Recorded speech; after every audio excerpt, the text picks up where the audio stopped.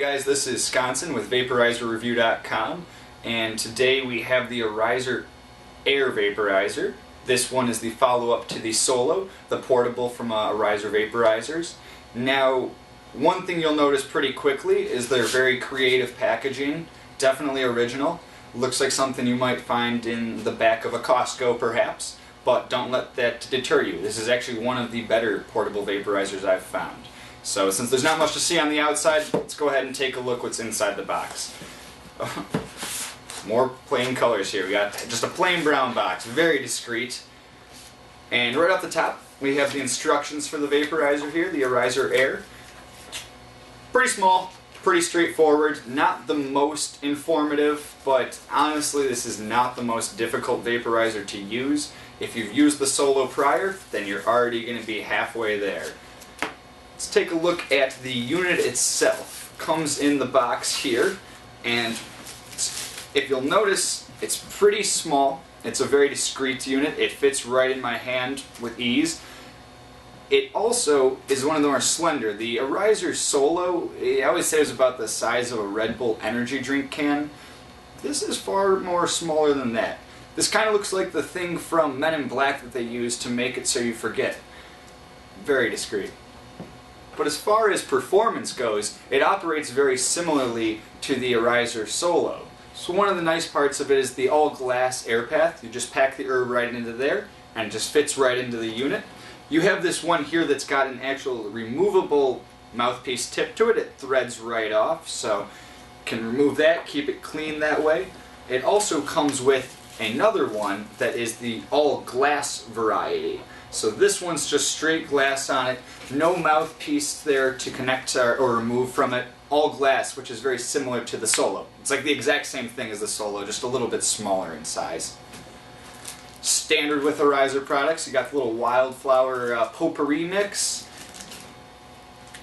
and then you have the little potpourri dish to put it into. Remember, they're sold as aromatherapy devices, so that's the aromatherapy aspect to it.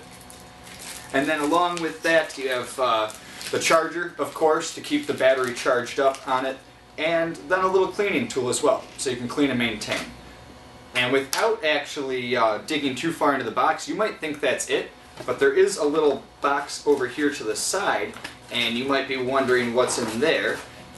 And over here we have a little silicone cover for the Arizer Air. So one of the things you'll notice during use is that it does get a little bit warm when holding on to it because of how small it is. So it's nice to put the little silicone, just slide it on there, keep it protected, keep your hands a little bit cooler.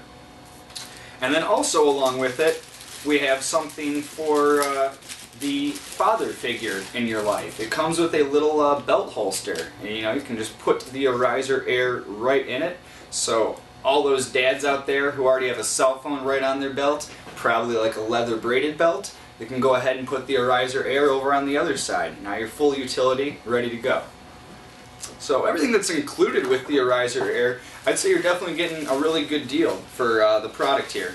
So now that we've got it all out of the box and got it here in front of us, let's go over the Arizer Air and discuss some parts before we start actually using it. First off, similar to the Arizer Solo is that it can be charged right through the unit on the back port here, but different from the Arizer Solo, the battery inside is actually easily removable. You don't have to unscrew anything, you don't have to like physically unscrew, you just have to unthread something here, remove the battery, and that's it. There's no using a screwdriver to actually take little screws out of the bottom like the Arizer Solo, where you have to deal with removing the whole bottom plate in order to get the battery swapped out. So an upside to that is that you can actually have batteries charged up and ready to go whenever you want. It's just a simple 1865 mAh battery, similar to the ones that go in like a mod vaporizer or something like that. You can pick up a bunch, get them on an external charger, and you're ready to go.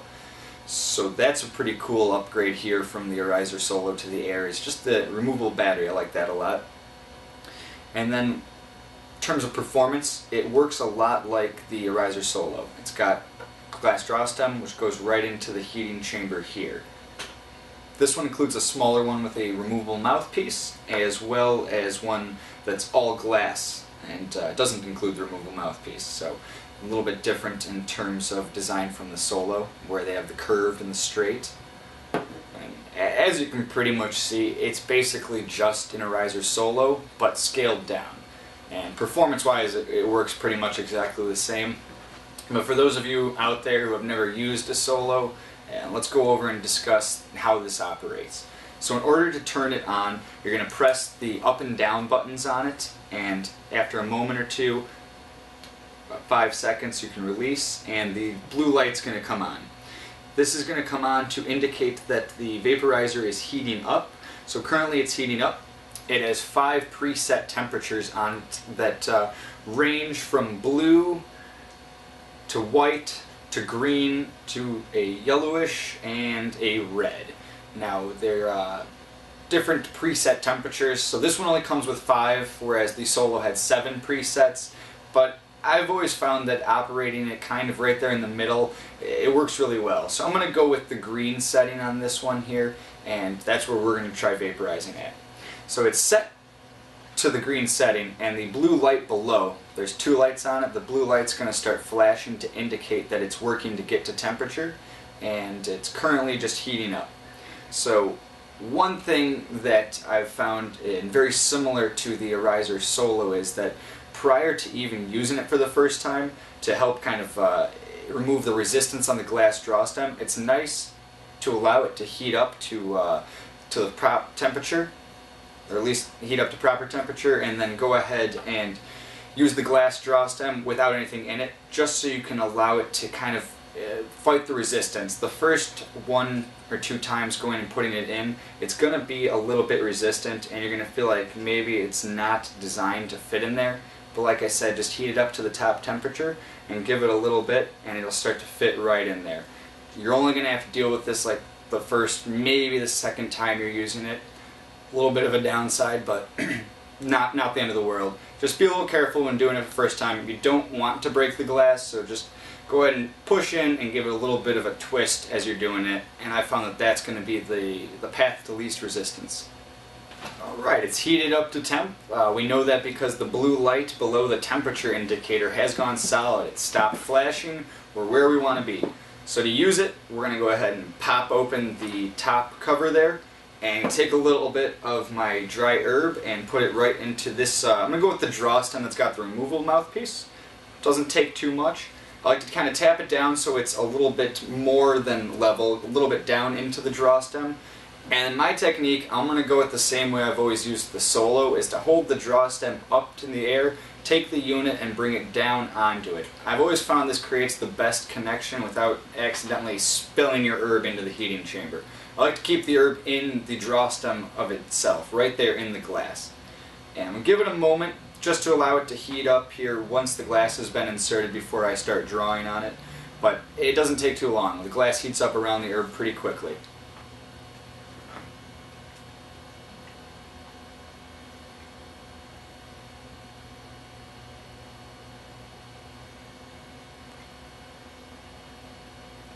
First draw, tastes great with the glass draw stem. Not a huge cloud of vapor, but remember I'm only using it at halfway on the settings. I'm going with the green.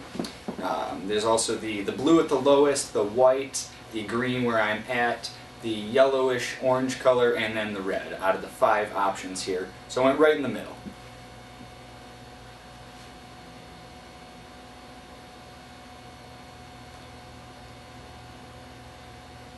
You can see on my second draw there, it's already starting to create pretty good clouds of vapor.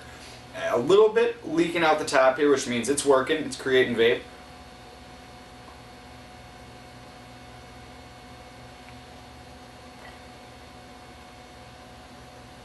Clouds. I mean, there's no question. You're seeing it, it's creating big clouds of vapor here.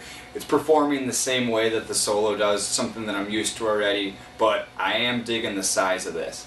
I'm going to go ahead and turn it off just for the sake of showing you what occurs here. Now, with the unit off, just give it maybe a moment or two. The glass will be pretty warm in here, so don't want to touch the end of the glass there. You're going to want to avoid that. That's going to be still quite hot. It doesn't remain hot very long. You know, it's going to cool down in about 45 to 60 seconds, but right off the bat, you're not going to want to pull it out and be like, hey, what happened to the herb in there? It vaporized. You saw it. Don't go digging right into the draw stem and burning yourself. Avoid that right off the bat. But for the sake of it, let's take a look at what we got here. Vaporized pretty well. Packed it a little too tight perhaps when it came out there. It took a little effort. But as far as the vapor production from what I've got, you can see pretty clearly that the herb has been all but vaporized. It's not burnt though. It's definitely full vaporization. No worries about combustion or, you know, charring the herb. I find it works best when you pack it into the draw stem and then put the draw stem into the unit. You know, I've seen people wanting to pack it right down in there, but that's not going to keep it clean, and it's really not going to get the vapor production you're looking for because it's going to be touching the metal. So into the glass, into the air. Alright, so that is the Arizer Air and its performance, but for the sake of comparison, I do have my Arizer Solo here, just so you can get a better idea how small it actually has slendered down to. It's much thinner, right off the bat, slightly taller, as you can see. Now, the temperature display on the Solo shows you 1 through 7. This one's just 2 up and down buttons, so it's a little more streamlined. The lights that come on are the representation of the temperature, so according to the color is what temperature you have, and then the other light is an indicator for heating. If it's flashing blue, it's heating up. If it's solid blue, it's ready to vape. And then if it goes to red, you know it's time to charge. So you can either go ahead and plug it right into the back of the unit, or you can remove the battery from the air, which is really cool, something that wasn't easy to do with the Solo. So just go ahead and unthread it, boom, right there, there's the battery. If that was something you were looking to do with the Arizer Solo, it was possible, but it wasn't that simple. There's 4 little screws down on the bottom you'd have to unscrew, remove the bottom. It was a hassle, kind of a headache, and the batteries weren't very cheap. You can pick up another 1856 battery for probably about, like, you know, less than $20, no question out there. And if you grab an external charger and plug it into the wall, then you can always have a battery charged up and ready to go. And I've found I've gotten to the point where I don't even really use the back charging ports. I'm just charging them on the external battery charger all the time. So that's a cool little thing you can go ahead and pick up later. Not included, but if you want to avoid charging it through the unit all the time, external battery charger is a good way to go. Now, I have my Solo here. If you're like me and have purchased a Solo prior to the Air, seeing the Solo's been out for so long, you might be wondering, can the Solo draw stem, which you can see here is probably about twice the length of the new Air draw stem, will it fit in my Air? And the news is that yes, it will. It's the exact same design. So if you already had a Solo, you're going to benefit by picking up the Arizer Air because you can continue using the accessories that you have with it. If you like a longer air path, I mean, it's definitely not as discreet as it is with the smaller one, but if you want the longer air path, it's definitely available if you already owned a Solo, or if you just want to pick up a draw stem that goes for the Solo. So that's definitely a nice little advantage. Cross-compatible accessories are always nice. So let's talk about the cons of the Arizer Air Vaporizer. One of the first ones would probably be the additional, like the glass stem that goes along with it. So the unit itself is very solid, but when you're going to take it on the go, which is the idea considering it's portable, you do have to deal with the glass, and glass is something that can easily break. So though it tastes great through a glass draw stem, it's something you have to take and deal with when you're on the go. Might break on you. Not always the best. So that's one of the downsides dealing with the glass draw stem. If something you want to take and just put it in your pocket, you have to then take and put the glass in your pocket as well. Whereas something like the Crafty that I have down here, you don't have any additional pieces. This is it, put it in your pocket, and you're on the go. It's that simple. So dealing with the glass is a little bit of a hassle. Another downside to it is in this modern day and age, not everyone just wants herb. A lot of people like to use concentrates, especially with a portable vaporizer. If you're going to be on the go, using a little bit of wax is something that's quick and easy, usually doesn't take long to heat up. The Arizer Air, unfortunately, does not work with concentrates. So if that's something you like to do and like to vaporize a lot, it's one of the downsides there.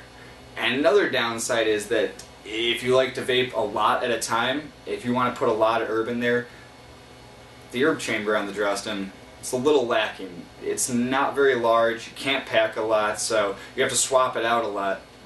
Which then the glass is pretty hot, so you're swapping out, dealing with warm glass. A little bit of a downside to that there. I like to vape a lot, so I do wish the draw stem here had a little bit larger of a chamber. So let's talk about the pros then of the Arizer Air. First off, the most obvious is the vapor production. You buy a vaporizer for vapor, so I feel like that the glass draw stem and just the way it heats up, it really produces great flavorful and thick clouds of vapor, and pretty quickly too. It doesn't take too long to heat up. Another one would definitely be that the battery on it is removable. You gotta love the fact that you can go ahead and just slide the battery right out, put in a new one, and you're ready to go. You don't have to be dealing with wires, cables, it's just a headache to have to try and charge up your portable. How is it portable if you can't swap out the battery on the go? It's a wall unit then at that point. So I like that the battery comes out and you can switch it. And of course, it's from Arizer. We're talking about one of the best names in vaporizers. Though their packaging is definitely lacking, the unit itself is amazing. An undermarketed company that when people actually use the Arizer product, they're always made aware very quickly with how well it does vaporize. Just like the Solo, now with the Arizer Air, and their desktops as well. You know that you're getting a lifetime warranty on the heating element. No worry whatsoever. What beats a lifetime warranty? It's a no-brainer. Now another cool thing, and I don't have it here in front of me, but the unit is compatible with a water pipe. There's a little adapter, some cool stuff that you can do with it. So it's not a one-trick pony. There's more that can be done than just using a straight dry draw stem. So I would definitely say that if you're in the market for a high-end portable vaporizer, the Arizer Air is a good route to go. It's priced around like $259, so it is considerably less than something like the Crafty or Mighty. It's right in that price range of like the Ascent Vaporizer or a PAX 2.